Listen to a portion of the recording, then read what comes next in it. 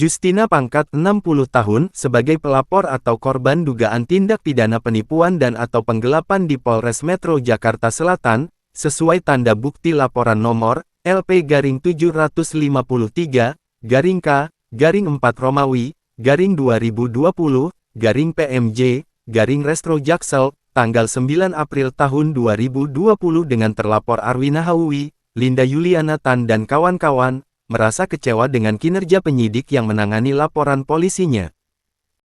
Pak, untuk perkara ini sebenarnya sudah seharusnya bisa P21, Pak.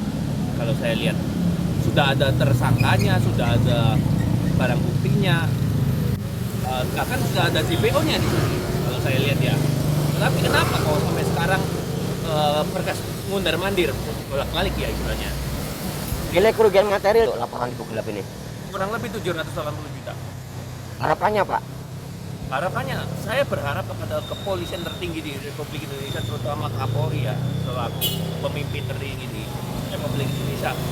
Saya berharap kasus ini bisa berjalan sesuai dengan hukum yang berlaku.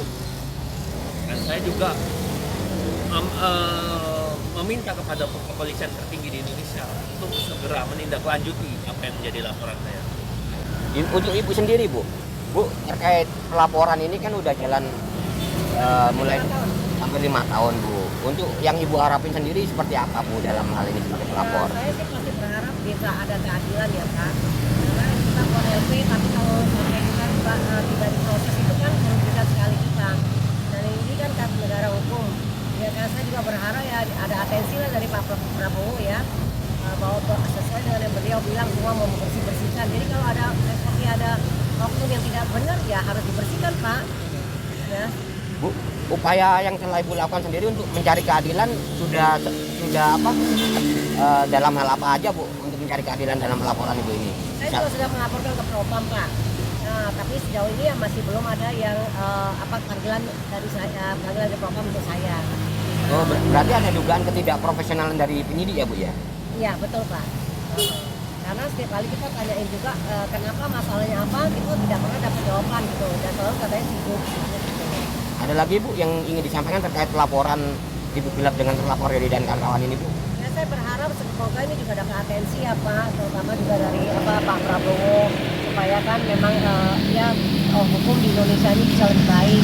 Jadi suara kita yang kita berikan untuk Pak Prabowo gak sia-sia Pak, ya kan, supaya diberikan atensi lah kepada kita nih.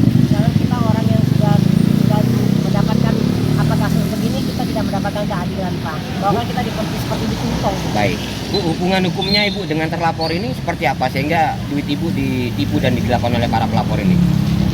Jujur saya sama pelapor ini sih saya tidak pernah ketemu sebelumnya. Saya hanya mengenal dia punya marketing yang namanya Linda. Melalui Linda inilah saya mengenal produk ini dan saya dibilang bahwa ini ada diiming-imingin adalah dengan label OJK segala macam dan bahwakannya sudah meyakinkan saya bahwa tanah itu sudah dia lihat sendiri yang diinvestkan itu di Bali. Tapi ternyata kan itu semua bodong Pak. Nah, saya mengenalnya Arwi ketika pada saat saya minta dicairkan kira-kira 2 minggu sebelum jatuh tempo dengan segala macam alasan saya ditolak. Walaupun saya bilang saya bersedia kena penalti karena kita sudah 2 minggu tapi ditolak. Kemudian ya disitulah untuk pertama kali saya ketemu Arwi. Ya, dan dia juga di situ mengeluarkan personal guarantee bahwa dia kalau sampai terjadi gagal bayar dia akan membayar dengan aset pribadi dia. Ada lagi